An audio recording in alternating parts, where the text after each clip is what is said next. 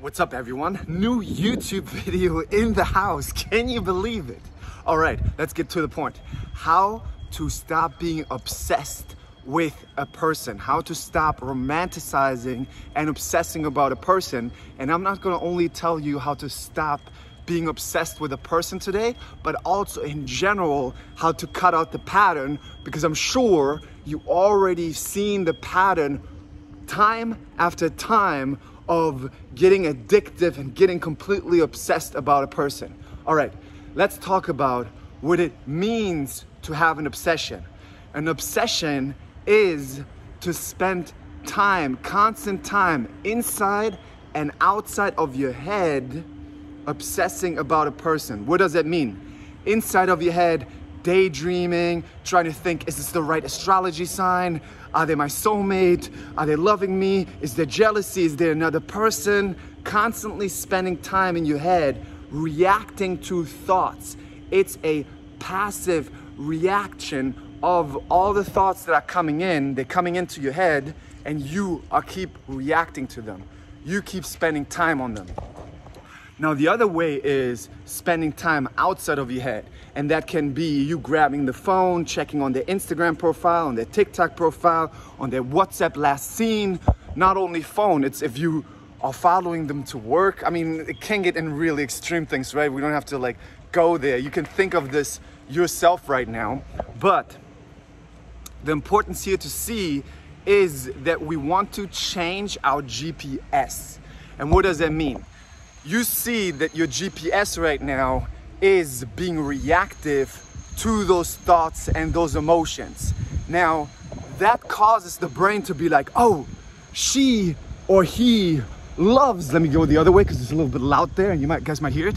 She or he loves to have those thoughts and emotions. So I'm going to give them more of it. The brain doesn't know that you're trying to fix something, you're trying to figure out something, you're trying to figure out how to make them love you or something. The brain's like, I'm giving you these feelings of jealousy, I'm giving you these feelings of attachment and obsessions, and you are doing things with it. So if you're doing things with it, you must love it. And so the brain gives you continuously more of these thoughts and emotions, right? And now you're like, but they're already coming in all the time continuously. Yes, because you, for the past, spent so much time on these thoughts and emotions that the brain knows exactly. It has an entire data bank of what thoughts and emotions in combinations with pictures and feelings you react to. And now it gives you those things, and of course you react to it.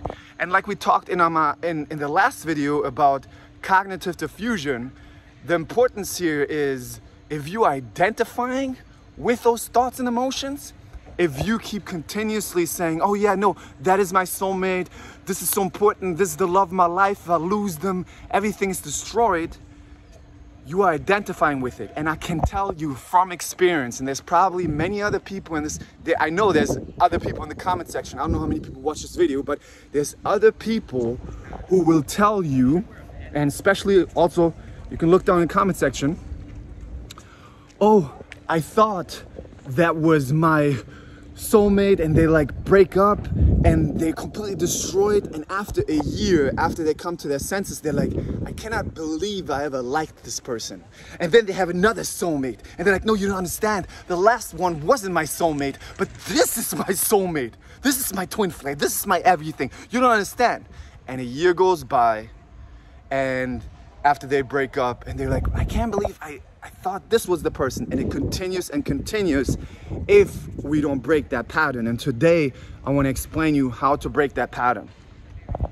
So the importance here, why we want to have this cognitive diffusion, is if you identify with it, and trust me, if you're in it, it's one of the most challenging things, because even no matter what I say now, you're gonna be like, no, you don't understand. I have to do everything to attract that person. I have to do anything to make them love me. It's a real addiction. You're really pulled in and your whole reality is warped. Your reality is changed. And I had this beautiful comment on my TikTok today where someone said, the crazy thing about this, I probably don't even like that person. My whole reality is just warped. And she's completely right. Your reality, and you might not even be seeing this, and you might even look at me right now in this video and be like, no, you don't understand. This is the most important person. I have all these feelings. You don't understand. Their character is so amazing. I had the same words coming out of my mouth. Their character is like no other character. They're like no other person. And the reason is it just completely takes your reality and makes it, that person brings it to the crazy pedestal because you're spending so much time on those thoughts and emotions, and the brain just gives you more, and it creates a certain reality where you don't even see that that person is not good for you. All right? And you cannot even see if that person is fitting or not fitting if you're constantly being reactive to thoughts and emotions in your head, because then you constantly create almost your own false attraction because you're spending so much like a hurricane on the thoughts and emotions in your head that you create this hurricane, and that also the brain has access to feelings and thoughts, so that brings feelings back to you, and you think, no, I'm in love with them, they're my soulmate. All right, so that's why we want to change our GPS system, and I'll teach you right now in the video how to, because then you're letting go of those patterns that also come from your childhood, by the way, a lot of times from trauma, from being abandoned, from all kinds of things, how you've been treated by your dad or your mom, or your surroundings, or your school, or your whoever classmates. And by cutting that off, by taking out the food, the story, you come to yourself, you change your GPS, you come to your value, and then from that point, you know, and you're actually attracted to different people because you value yourself. Because most people who are attracted to people who hurt them and who get in addictive relationships are just chasing validation. Or they're on the emotional addictive engine, where I've seen this in a video that I reacted to before on my Instagram. Oh, if I don't have a crush, if I don't have an obsession, I'm bored. That shows that you're on the emotional addictive engine, because boredom is an emotion too, and you're reacting to it. You're trying to make it feel better by daydreaming and doing other things in your head, or going on TikTok scrolling. That's the exact same pattern as when jealousy comes up and you're reacting to jealousy. That's the exact same pattern when depression or anxiety comes up and you're reacting to them. Your brain doesn't really differentiate between emotions. It just chooses the emotions that you react to. I'm leaving like jewels here for you guys, and I want to keep them around so that you get an idea. I want to give you, I don't want to only give you straight, oh, this is what you need to do, but I want to give you those intrinsic carpets of the house and the surroundings of the house, so you see the house for what it is. So now to the GPS. As I said, you're being reactive to thoughts and emotions, right? You're being reactive. That means you're being passive, and you don't even know that you're passive because you identified with them. You think it's the truth. Now we want to change from the emotional addictive engine to the valued action engine, okay? And this feels so weird and uncertain and unfamiliar because the emotional addictive engine was the engine you've been acting on all your life, and you want to stop that. You want to stop that now. Okay, so you want to act instead of acting. Okay, you want to stop spending time on the story, okay? Stop spending time on the story in your head. And the story is addictive.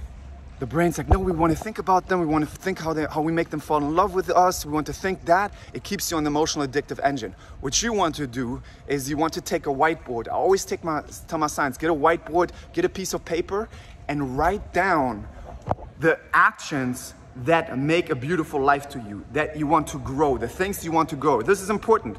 I know there's a lot of people who are like, no, but my crush, you don't understand.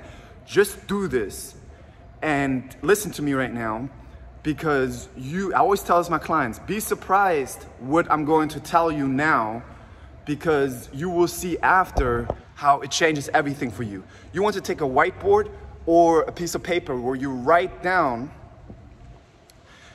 7 values: romantic relationships, family, friends relationships, creative expression, fun, relaxation, physical fitness, and your business / money, all right?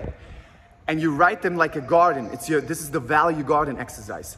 You write them like a garden on the paper, spread out, okay?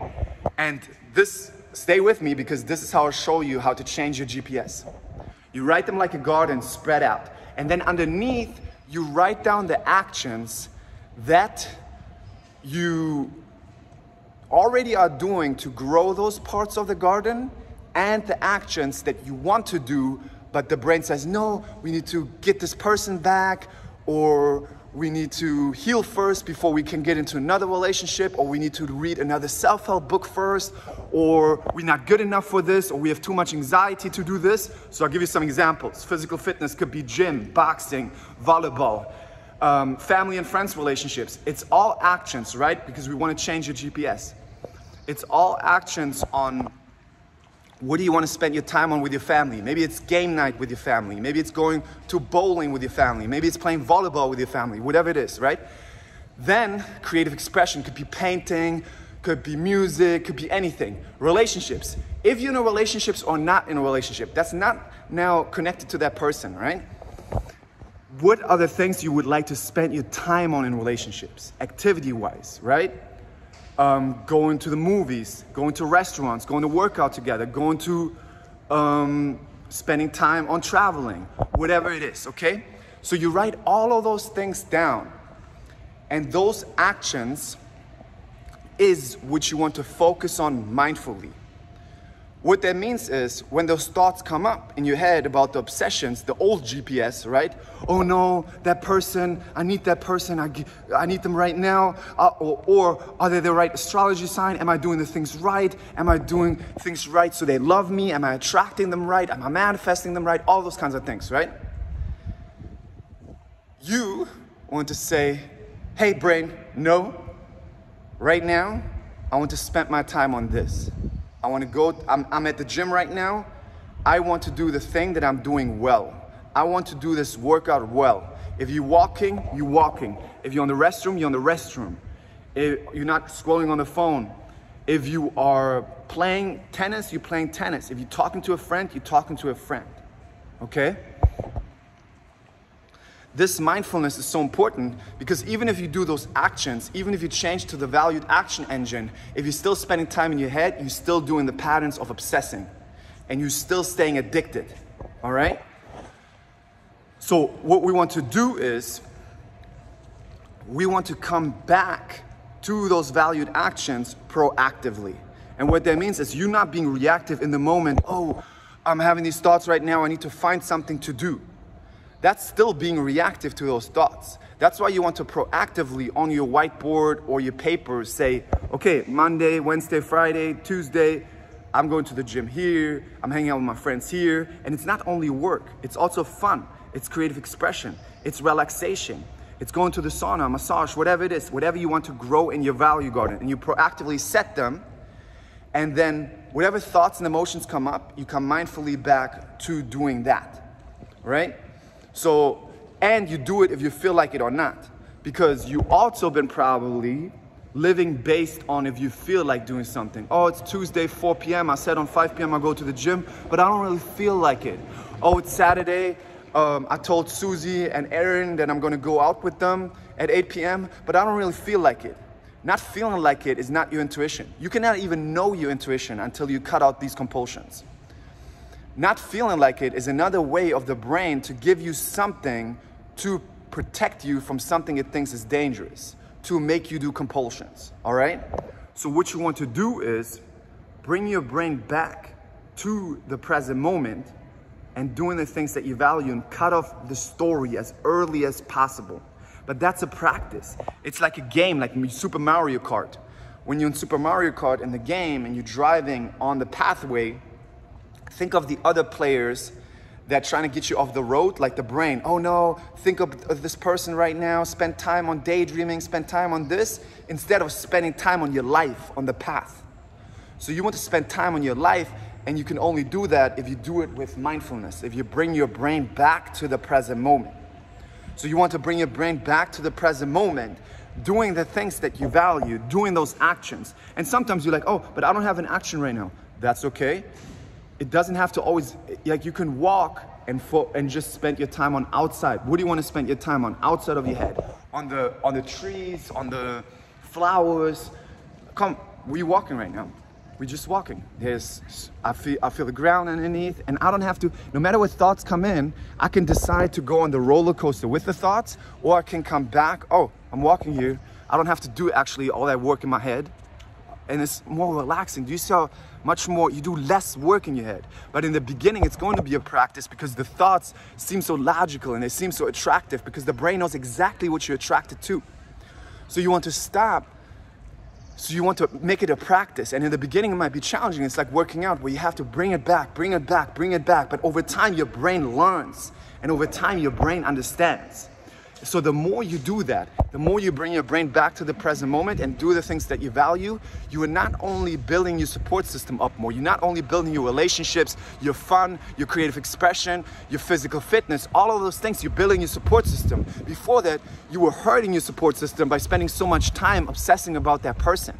And you can put in all kinds of other things for that, like anxiety. When you avoid things for anxiety, it doesn't only have been obsessing about a person. If you build more your support system, that's actually what you want to do, right? So that's how you change your GPS system, and you will see over time, right, how you break that pattern, because by doing the things you value, you're showing your brain that you value yourself instead of chasing validation. Because if you're chasing validation, you're showing your brain that you love chasing validation, and your brain gives you more impulses so you can chase more validation. And those impulses are more insecurity, more addictions, more attachments. Does that make sense? The video is already at 17 minutes, so I want to bring it short here, come to the end, and I want to tell you, this is a practice. Whoever tells you, oh, I have this trick for you to do this, to do that, it's stupid, okay? It's like saying, oh, I have a trick for you at the gym for 2 days, how you're going to be ripped in 2 days if you've been fat before, okay? Trust this, and you can trust hearing other people's stories where like, I thought this was my soulmate, and you will always have this in your brain. No, but for me, it's different right now. But you just have to trust you that by doing these things, first off, it's not only going to help that, it's going to help your life overall. It's going to crush your patterns because you stop spending time in your head and start spending time outside of your head on the things that you value. Some people tell me, oh, you're leaving out the emotions. This is so cruel. No, people don't understand how well that is for emotions, for your relationship with your emotions. By acting mindfully on your values while accepting any emotions and thoughts, not reacting to them, but just accepting that they're there, being okay with them, right? You are actually improving your relationship with the emotions. But by being reactive to emotions, trying to make them feel better, grabbing the phone to go check if they cheat on you, whatever you're doing, right? You are hurting your relationship with your emotions because you're building emotional weakness, because you're trying to avoid, you're trying to fix, and you're showing the brain that you want more of those crazy emotions, all right? So that's how you break the pattern. And that's how you stop fundamentally the obsessions, by killing the story, by stop the story, bring your brain back to the present moment, and be kind to yourself. This is a practice. You don't have to be perfect. You just want to take up more territory. Just take up more territory. That's it. Take up more territory week by week and bring meditation in your practice. All right? So with that being said, have a beautiful day, and I'll see you soon.